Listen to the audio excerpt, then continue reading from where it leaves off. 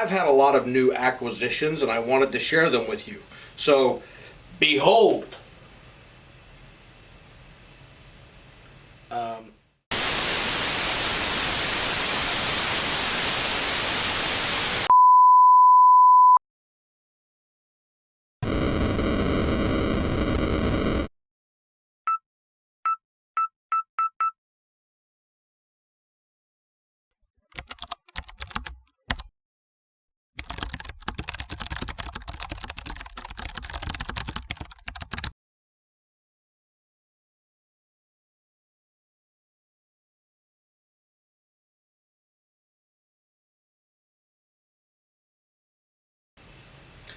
Hi everybody, I'm Corey, the scruffy looking nerd hoarder. Been a while since we have had a video. Definitely been a long time since we've been through any of the stuff that I have. But in the past, well, since those videos were made, I've had a lot of new acquisitions and I wanted to share them with you. So, behold.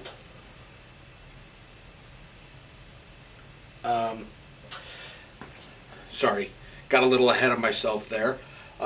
What I do have, though, is a lot of new acquisitions, and so many so that it was starting to be scattered all over the place. So I did go and buy that shelf that I just showed you. And that is sturdy enough that it can hold a lot of the things that I've got. So we're going to start going through things. I've got my trusty laptop over here so I can inventory everything, figure out what I've got, what I don't have, because that's a shopping list. And you guys can come along for the ride. So, let's get to it. What we're focusing on is because I'm almost positive that all of the stuff that I have is not going to fit on this shelf, even though it's, over 6 feet wide, almost 6 feet tall. Do not make any cracks about my height. But I've got two major categories of stuff that I'm really interested in and that I'm really collecting. Vintage computers and vintage video games. A few videos back we did go through and I went through a lot of the video games and I've accumulated some more since then, but I've been really focused on getting the vintage computers. So what we're going to do is, because the vintage computers take up more space and they have monitors which are really heavy, we're going to start with computers and we're going to see how much of this shelf gets filled up.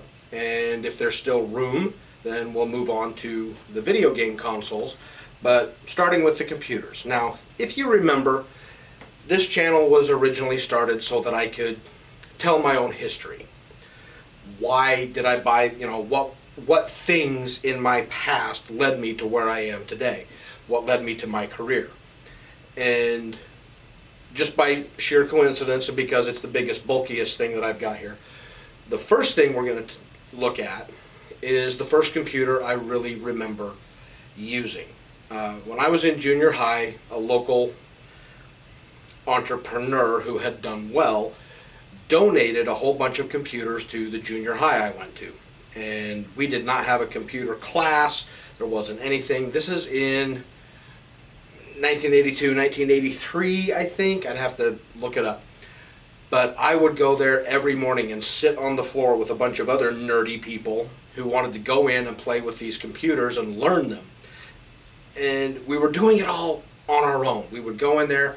I would always come there with checked out copies of Byte magazine, Compute magazine, anything that had basic programs typewritten in there that I could go into this lab, type it up, save it, and run it. And it was how I started. So the first thing that we got is this right here.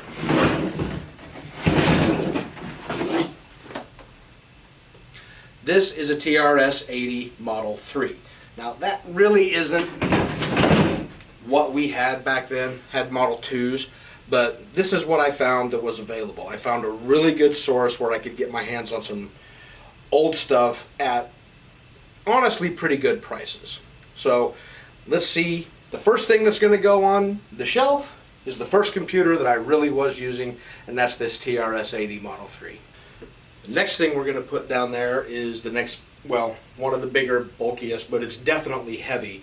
And since I'm trying to make sure that this shelf stays really stable, we'll put that up next. And you guys have already seen this. I showed it in another video, but we've got the teal color. I keep forgetting. This is an iMac, and it's going to go down there next to the TRS-80. The next thing we have is a result of a local auction. I don't know what was going on with this auction, but it worked out really well for me. I was basically the only person that bid on it, so I got it for my opening bid. What we have is this old compact Presario all-in-one, and if I remember right, it's either a Pentium 1 or a Pentium 2. We'll look at that in another video later when I get around to it, but I do know it works because I filled the hard drive with old DOS and Windows 95 programs, and it is running Windows 95. No, I take that back. It's still running Windows 3.1.1, which was a blast from the past. But that's the next thing we're going on there. Since I got it for the opening bid, I paid $2 for this thing, and got a little bit of a glare from the auction guy who was running it when I went to pick it up, since it was an online auction. The next thing we have isn't part of a computer. It's just something that I knew I would want or need, because I had picked up some old vintage computers that needed to be restored. One works, one doesn't, but I wanted a CRT monitor to go with them because it was right for the period. So I went to the local e-recyclers, and I kind of got a little bit of a relationship with them, but they'll let me go in, find things, test them out, and give me a fairly reasonable price for them. So what I did was I went down there and I found this, I think it's this monitor. I believe it's a Dell, and it's an SVGA, and it still had the stand on it. It wasn't broken, but this is going to go down on the bottom shelf, and this is what I'll use with the older tower PCs that I built that are running 486s, Pentiums, etc., etc. That's honestly annoying.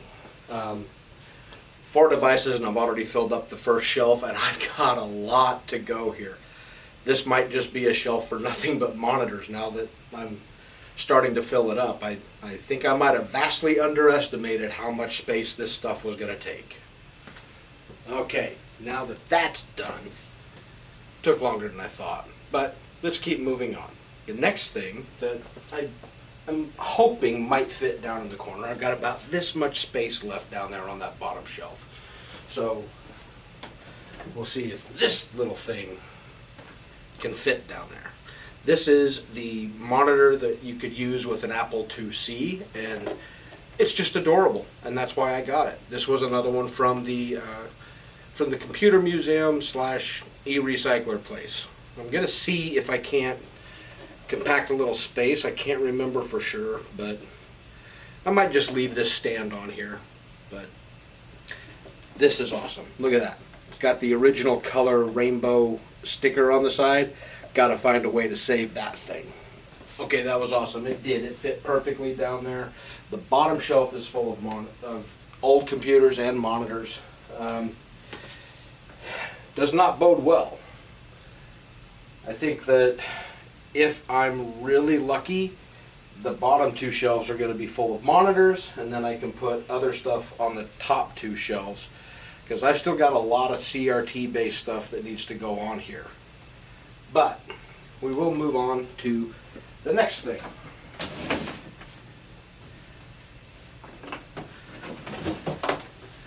This is a Commodore Model 1084S monitor.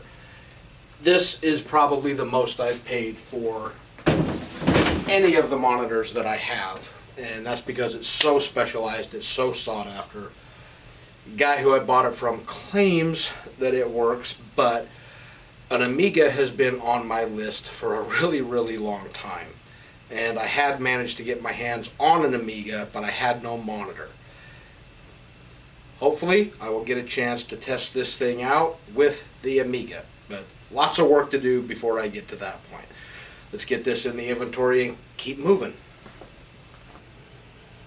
We're going to have to start doing some creative stacking here, because I grabbed all of the other monitors that I've got and I've got them staged ready for you all, and they're filling up a space that's just slightly smaller than that, so I'm gonna have to do some creative stacking. So let's get on to the next thing.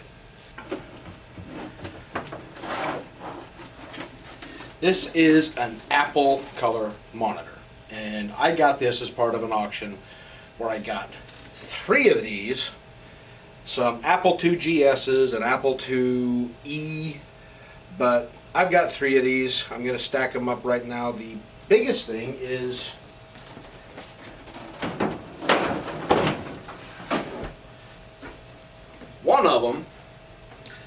one of those monitors that I had a very 80s thing. Check this out.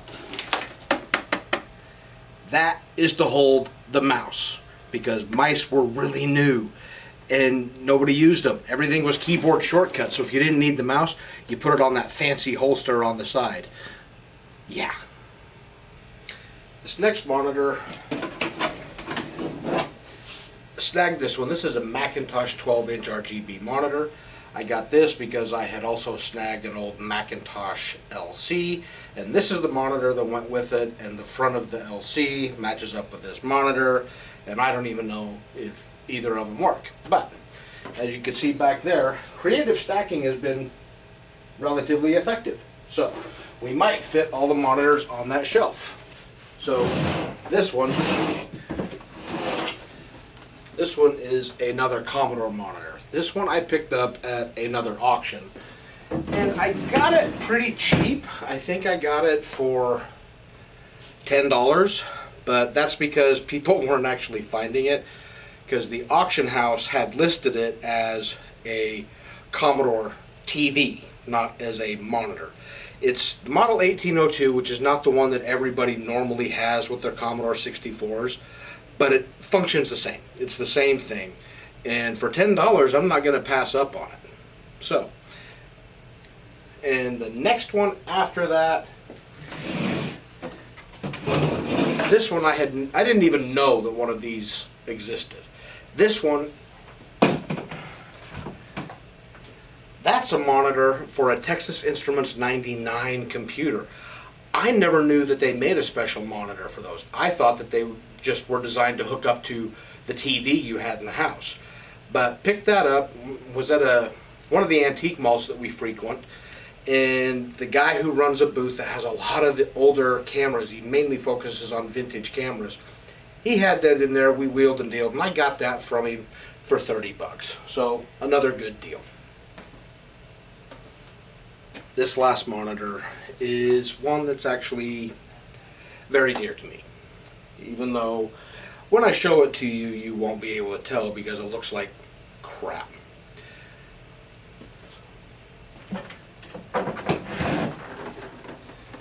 This is the monitor that goes with the Atari ST. I believe it's the SC1224. I'll verify that. But the reason why this monitor is special, I'm the original owner of that monitor. My very first computer, well, not my first computer, my first real computer, was my Atari ST. And that's the monitor that I bought with it.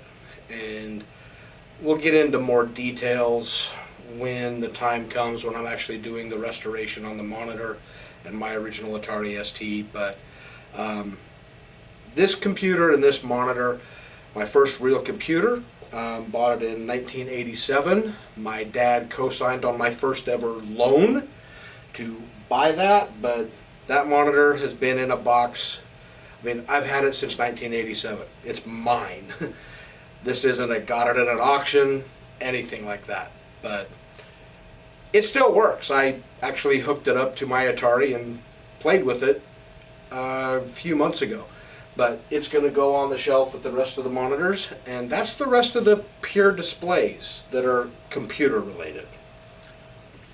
Alright, we're done with the big heavy monitors. We're getting down to the computers. But I've got some more that were like that compact down there that was an all-in-one monitor. Well, everything's in there, but let's go through those.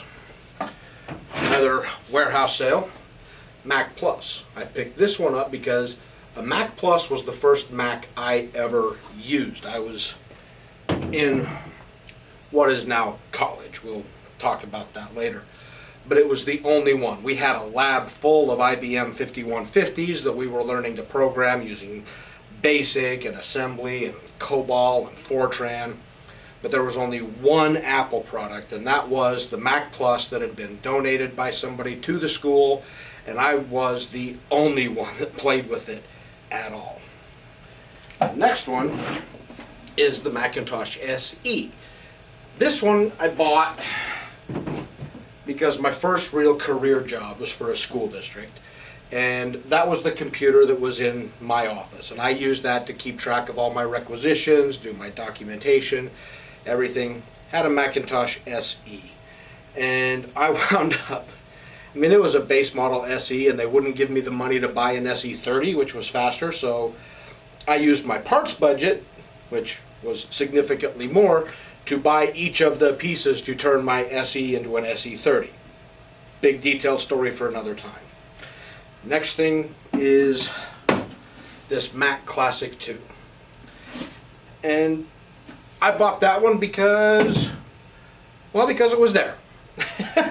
I remember when those came out. They were a throwback. I think they were in the late 90s. Color screen, same form factor, similar case, faster processor.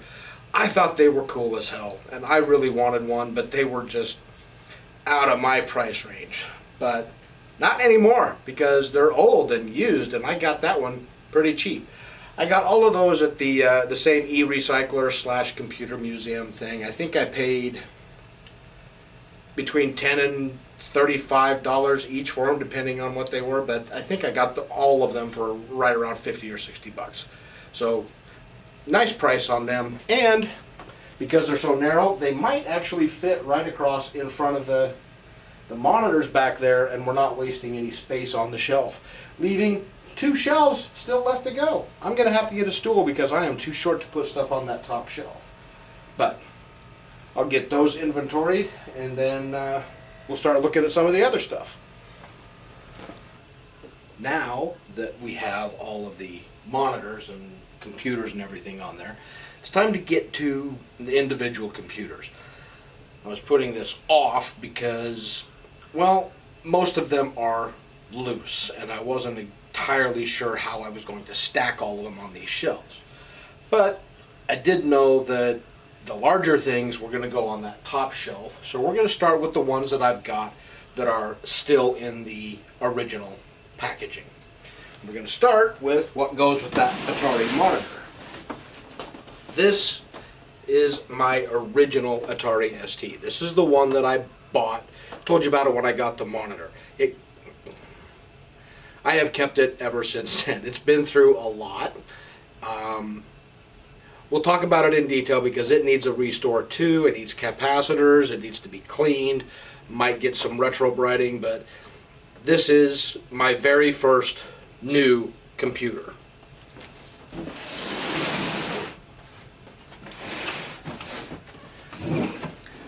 Don't even remember for sure where I got this thing, but it was still in the box. I think I got this at a live auction back in the before times when people would gather in places and do things. I really miss live auctions. The online ones can get frustrating.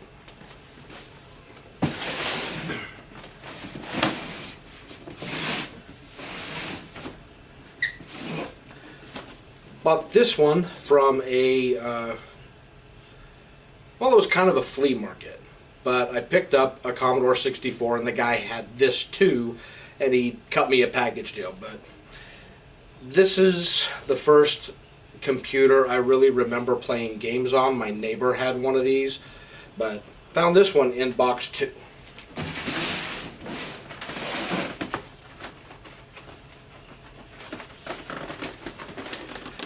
This I found new in box, can't remember where, or not new in box, but complete in box. I have no idea where I got this, but I'm glad that I pulled it out and I'm doing the inventory because I can never remember which model I have.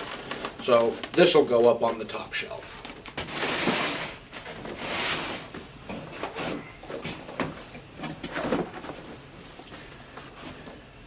This one, as far as I can remember, is the first one that I bought that started me on this whole collect old computers road. There's an outdoor flea market not far from here, and I frequent it just looking for damn near anything. And this was, I'll bet it was 10 or 15 years ago. But somebody had this box just sitting on a blanket in this flea market, and I asked them how much they wanted for it. And they said, make me an offer. So I told them 20 bucks. They said, done. So I got this complete in-box Commodore 128 for 20 bucks. We'll get those all put up on the shelf, and then we'll start going through.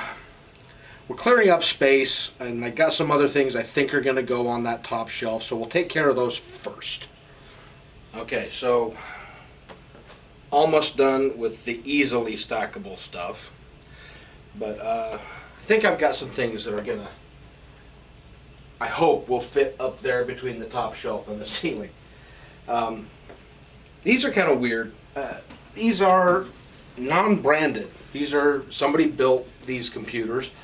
If I remember right, this one has a Pentium 3 in it and no memory, no hard drive, pretty much bare bones. So it'll take a little bit of work to get it running. Thinking it's going to be a Windows 95 box and play Windows 95 stuff.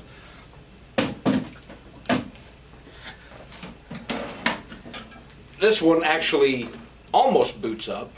It's got some memory issues that it needs to be dealt with. I think this one was a P2, a Pentium 2, but it'll get the same treatment if I can find stuff cheap enough to put it together.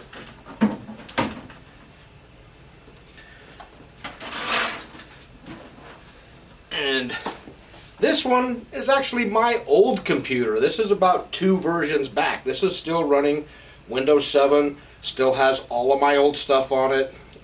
Took it from XP to 7, but this one's actually mine, and I use it, and it's I used to use it. Might still use it. Who knows what I'm going to do with it. But let's see if these can go up on that top shelf, and then we're going to get to the really hard to stack stuff. Okay, so let's move on to Apple. We'll start with this one. This I got at an online auction. It was part of a bundle. There were 2 different auctions, 3 boxes of stuff in the 2 auctions. This was one of the items. Now, I have been wanting one of these for a really long time. Even though it's in rough shape, it's filthy, it's missing a key, the space bar seems to be broken. But luckily there is a company out in Denver that has all sorts of spare parts. They are fantastic. But the reason why I wanted one of those is primarily Apple IIs are the first from the manufacturer certificate I ever got in my career. My very, very first certificate that made me authorized to fix something was for the Apple II series, and I got it from Apple in Cupertino, California, back in, we'll say 90 or 91. So that was really cool. Also in that auction was an Apple II GS. This one is fairly bare bones, not a whole lot in there. You can look at the back and there's no expansions or anything, just generic Apple II GS. But this Apple II GS, it was tricked out. Look at the back of this. It's got all sorts of cards in there, modem, video out, joystick. It's got things in here that I haven't even figured out what it is yet. Haven't taken a deep dive in it. But also had this Apple II SE. Now, this is huge. This is massive. This is 20 megabytes of storage. Yeah, never mind. I can't sell that. And we have an Apple external 5 1/4 inch floppy. So that's the Apple stuff. I'll get that inventoried, stacked up on the shelf. I think that's going to stack okay. Not necessarily easily stackable, but better stackable than some of the other stuff we're about to get to. Be right back. Okay, since we got Apple in the corner over here, we're just going to stick with the Apple stuff. I've got two more that are actual systems. So sticking with the Apple IIs, I've got the 2C, which I have no idea if it works. This is going to be fun. It goes with that teeny tiny monitor that we stuck down there. They were designed to go together. This would slide underneath, but it's got the floppy drive in the side. Wonder if there's anything in there. No disc in there, no surprises. But this is fun. It has the barcode for who had it before. Got this from that museum slash e-recycling place. Can't wait to see if this works. This one is filthy. Absolutely filthy, and I just about dropped it. This is an Apple Macintosh LC. It goes with that one monitor I talked about where the front is curved. It's supposed to go along with this down here. No idea if this works. This one, the first time I went to that, they kind of call it their warehouse sale, but it's part of the museum. Basically, the museum is awesome. I mean, went through it. The guy who runs it, he does great tours. It's called System Source. It's in Maryland.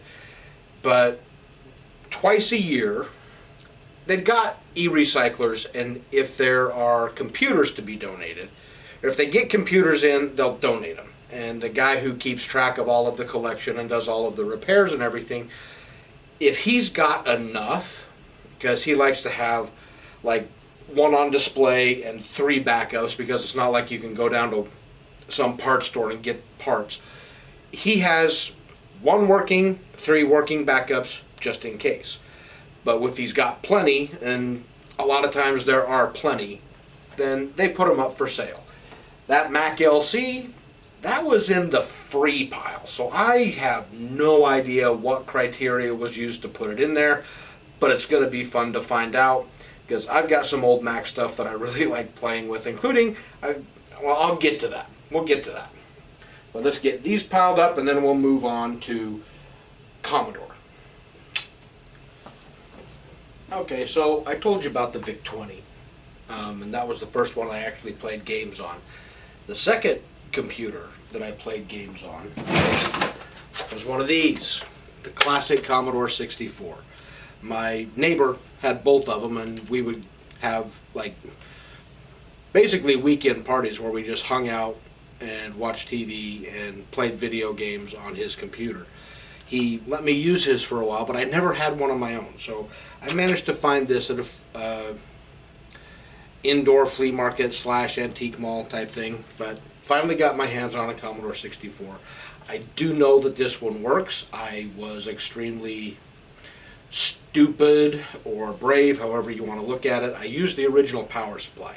So, helpful hint, anything Commodore, if you have the original power supply, do not use it. They are notorious for destroying these old things. So anyway, Commodore 64, the original, I don't know, they call it a bread box, so I can't remember.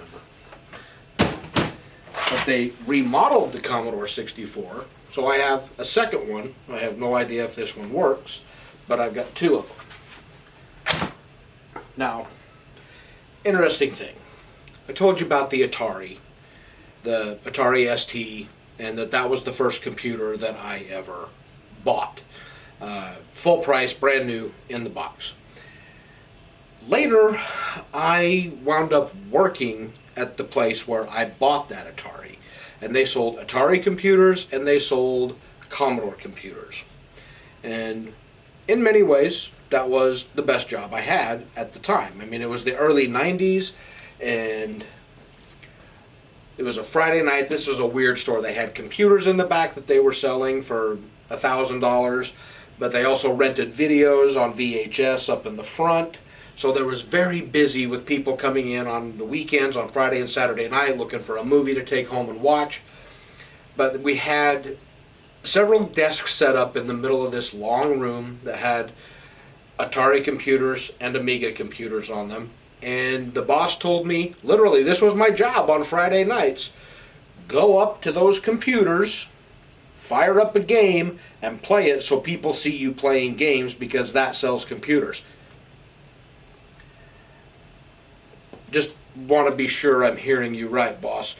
You want me to go up there, pick a game off the shelves, fire it up, and play it. Not to do anything, not to talk to people, just play the game and let people see. Well, if people ask you about it, tell them about the computer if they ask about it. But yeah, for the most part, just play the game. And you're going to pay me for this, right? Yeah, that's what I want you to do. You're going to sell computers by letting people see the computers. So I already had my Atari, and it was great. But there was this competition between the Atari ST 16-bit computers and the Amiga computers. Since I had an Atari at home, I didn't play that one at work very often. But I always wanted an Amiga, and I just did not have the money to have an Amiga and an Atari ST. I finally managed to get my hands on an Amiga. A buddy of mine who works at that computer museum, he hooked me up. So I have an Amiga 500.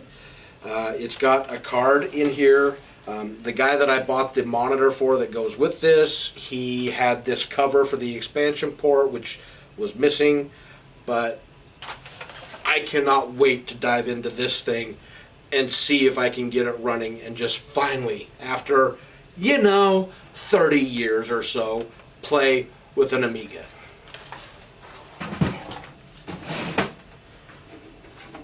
Same warehouse, there was this Commodore Plus/4. Basically, I think he said, yeah, give me $5 and you can have it, so I'm not passing up on something I don't have for $5. To go with the Commodore 64's floppy drives. This one is in really rough shape. I don't know what happened here, whether those are cigarette burns. I do know that if these things get stored with a cable laying on top of it, this can happen. It's got some grooves on that, but this is the latch down model. And I have another one that is in much better shape, and it's the lever version. To my memory, this is the kind that I was used to using. Got a couple of other floppy drives over here since we're doing this. This was in a pile that I bought. It says it was part of Galveston Schools, but I have no idea. I think it goes to the Apples. I think that this is a 5 1/4 inch external aftermarket for Apple IIs. The same museum had a whole bunch of these 8-bit 5 1/4 floppies for the 8-bit Atari computers. So picked up one of these. I think it was also like $5 or $10 at the time. So we'll see if that works. And for now, that's the stack we're gonna get put on the shelf, because we're getting into the Tetris zone here, where a lot of things have got to be stacked and hopefully not fall over. I don't know whether I'm going to put them on their edges or whether I'm going to pile them up. We'll see. I'll show you when I get done putting them on there. You can see I've got a stack of the apples in the corner somewhere on the edge. But that's what we're going to do next. Is I'll get these in the inventory, get everything stacked up back there, and then we just have, it looks like, only have 3 or 4 more computers to actually get on there, and then we've got a few more accessories, so bear with me, we're almost there. Alright, we're getting in the home stretch here. Just a few more computers to go. We'll do the Ataris first. I know I went through and I showed you my Atari ST and the Atari X800XE or whatever that is, XL, whatever it is. But I did pick up a few more. This one is the 130XE, another one that I snagged because the guy offered it to me for really cheap. I think I only paid like $10 or $15 for this. even though I already had my original Atari ST, I couldn't pass on this one. This is a 1040 ST-E. And number one, I wanted a 1040 because that was the first Atari that I played on. I honestly bought my Atari ST because my girlfriend's father had one, and it was really cool. I played it, and he had a lot of stuff for his, a lot of games, a lot of programs, so we were able to, we'll call it borrow from each other. But I never had the 1040. I did modify my 520. I had a guy who worked in a electronics store back when you could go in and you could buy resistors, capacitors. Well, he had a bunch of memory chips that they weren't going to use, and they happened to be the right number for what the Atari ST used. So I checked all of them, made sure they all tested good, and I upgraded my Atari 520 so that it had the same memory as a 1040, which basically made it a 1040 with 520 branding. But I really wanted to get one of these, and the guy offered it to me at a pretty good price. It does have some hardware upgrades to it. Looking forward to cleaning that up, and when I want to use an ST, I'll probably use that because it's got some capabilities for color and sound that is superior to what I originally had. I picked up this TRS-80 Color Computer 2. Didn't pay a lot for this, but I never had one. But honestly, I wanted one of these because it was referenced in the book Ready Player One. And this is another TI-99, and picked this up at an auction. It was loose just like this, and I think I won that auction because it didn't have cables or anything else with it. I think I paid about $10 for this too. A couple of other accessories that I found that I did not talk about earlier. There is an external 3.5-inch floppy that I think also might go to the Apples. I'll have to look this up and find out. I have a Commodore branded joystick, which is still in the box for the Commodore 64, the 128, possibly the Amiga, not sure. But this is cool. This was in a lot that I bought. The beige Commodore 64 that I had came with this data set, I think is what it's called. But this is the cassette deck. Before floppies, we used audio tapes. And for the most part, until I can actually take another thing out of its... I've got this big thing. But I want to pull it out of this case to show it to you because this is one of the more unique things that I have in my collection, and I want to show it to you. So I'll get all of these computers that I just showed you on the shelf. Then I'll show you the one in the bag. Then we're just down to a few accessories that I've got left. I've got keyboards, joystick, and honest to God, a dot matrix printer. So we'll get to those, and then we'll pretty much be done with filling this shelf up with just the computer stuff. Be right back. So this is what was in that bag.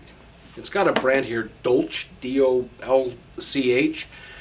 Don't know exactly what that means, but I do know what all was included in this bag. I'm going to just step out frame for a second.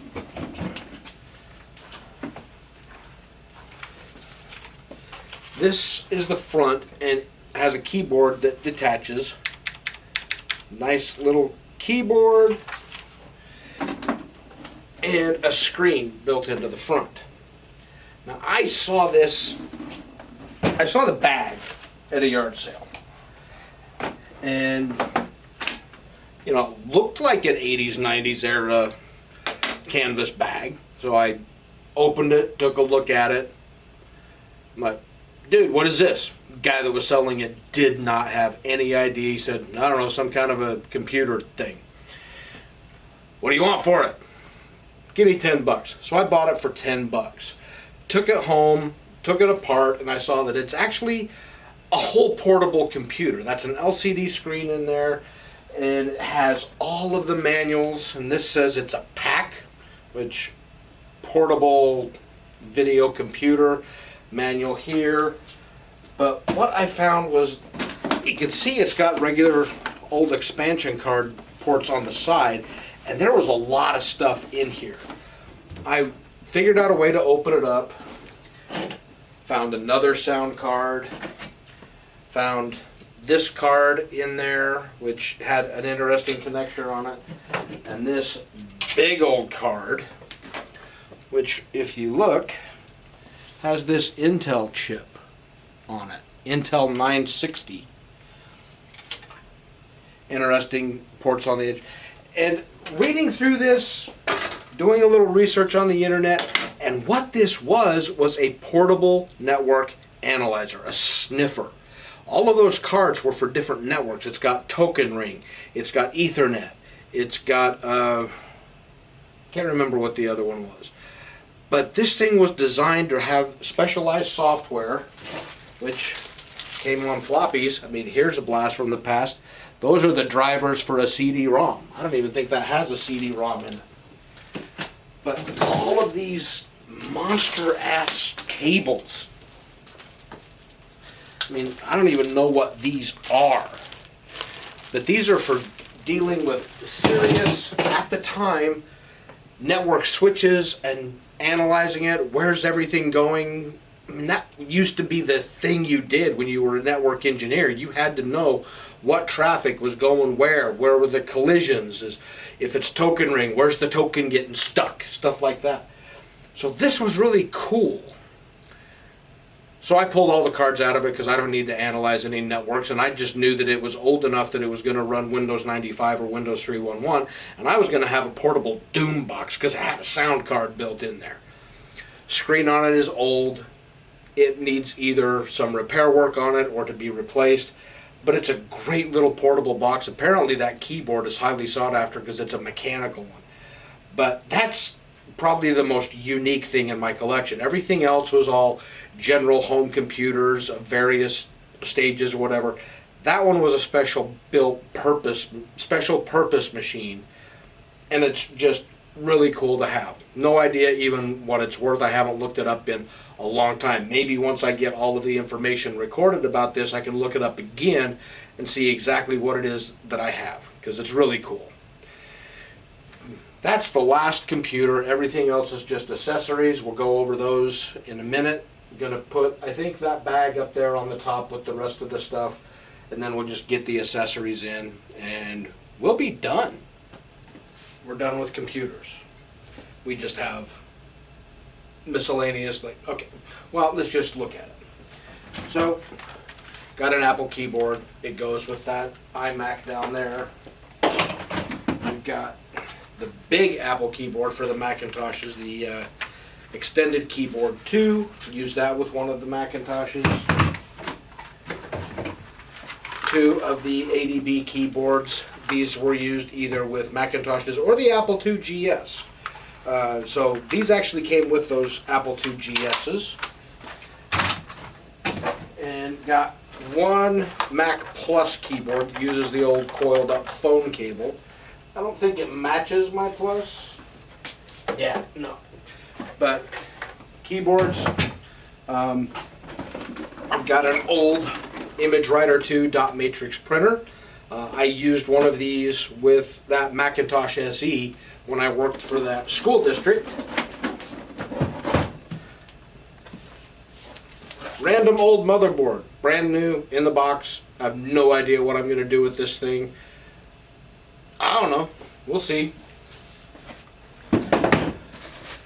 Got an official Top Gun joystick, flight stick. Lots of buttons to click. A Microsoft Sidewinder keyboard with the original box.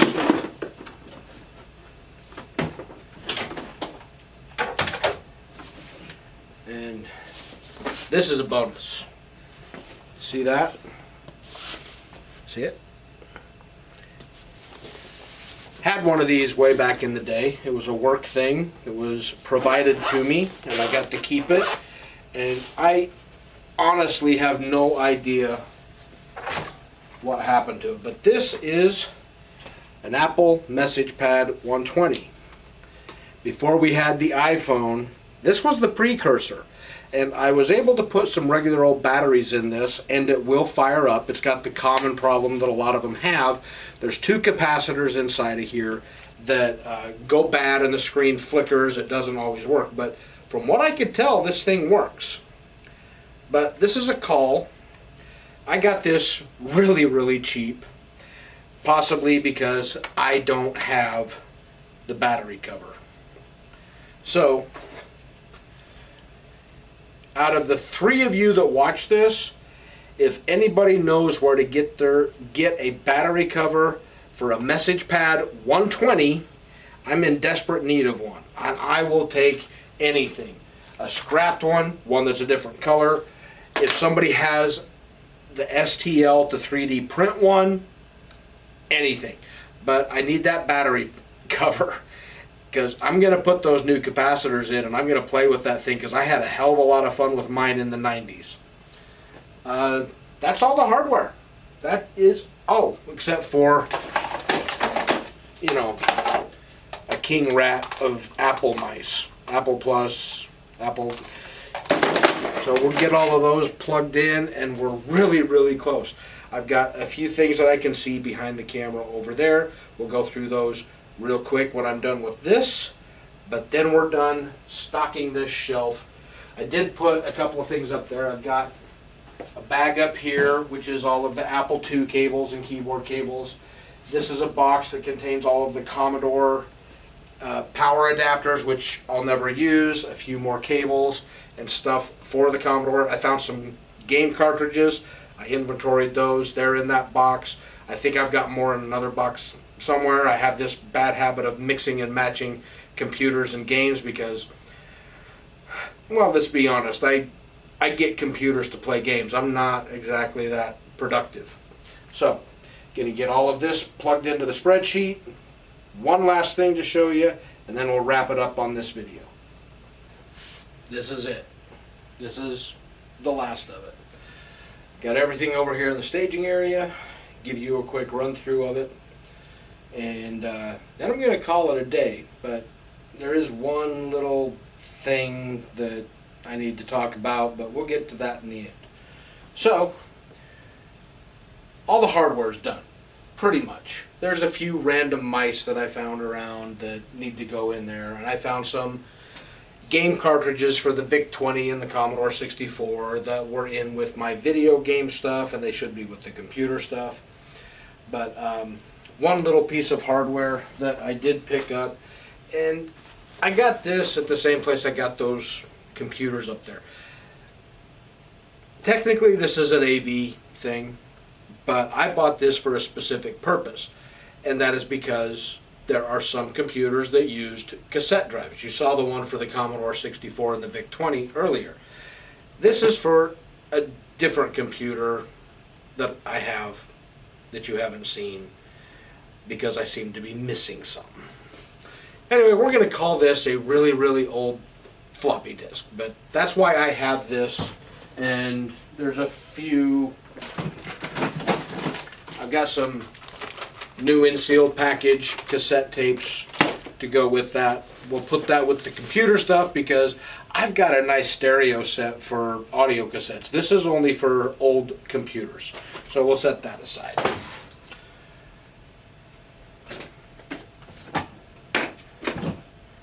Buttload of blank media, CDRs, blank DVDs, blank CDs.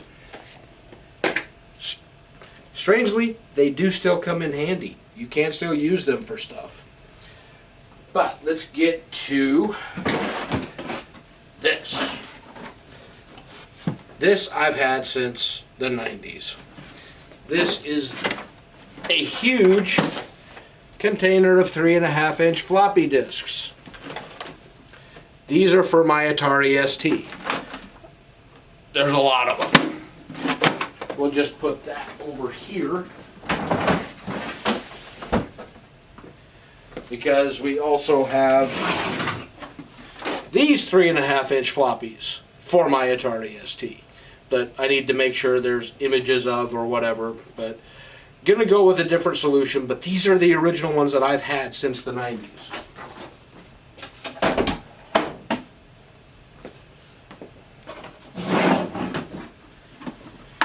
Now, this is another thing of 3.5-inch floppy disks. However, I bought this from an e-recycler. This was sitting on there.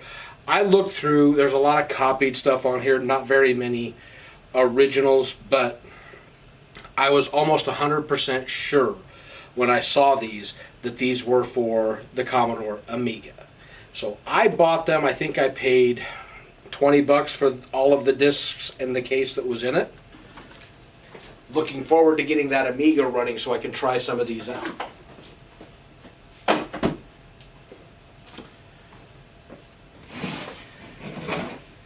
These are new.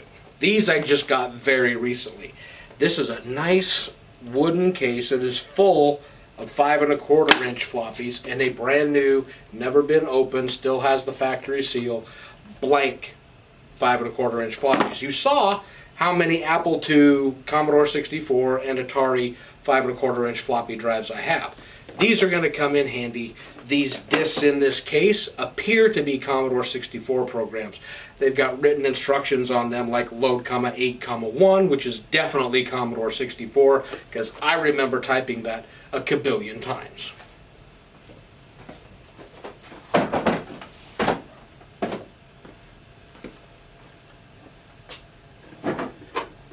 Now, because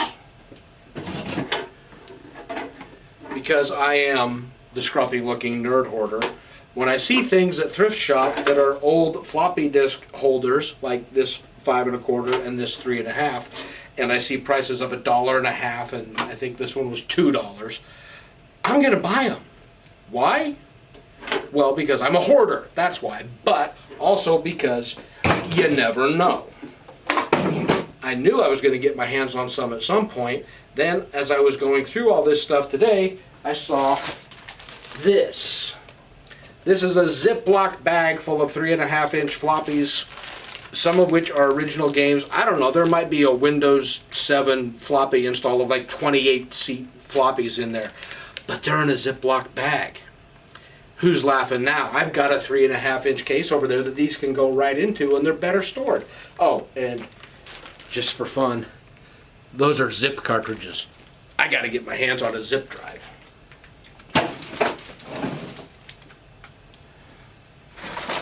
Like I said, VIC 20 cartridges. These are for the TI-99. You saw I've got 2 of those.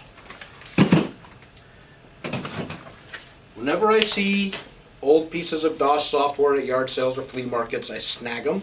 I mean, they're Lode Runner, Dungeon Siege. They're, look, Half-Life for the original PC.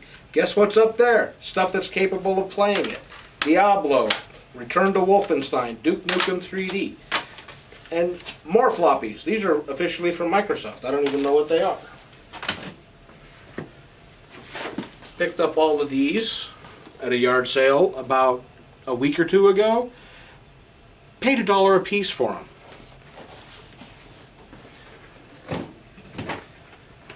And when I get one of those old Macs running, the Star Trek screensaver. Excellent. Now, I've got a box of unopened, still sealed, 3.5-inch floppies. So now I've got, you know, where'd I put it? Over here? 2 unopened of both kinds of floppy disks that I've used in my lifetime. And you saw all the CDs and DVDs.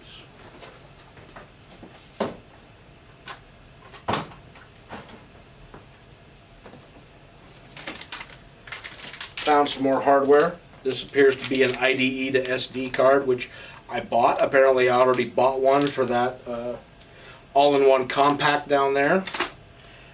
2 different sound cards. This is a Sound Blaster Live, and this is an Audigy 2.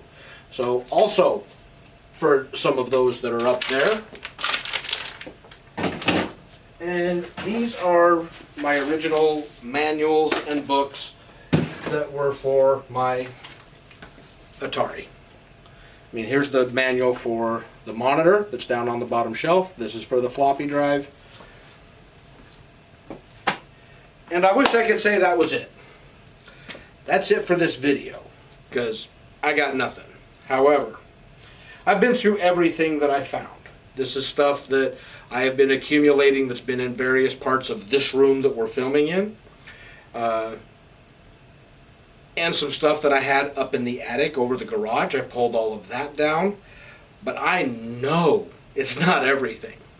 Because I know I've got at least one sealed, or not sealed in box, but complete in box Timex Sinclair 1000. I think I've got one that's loose.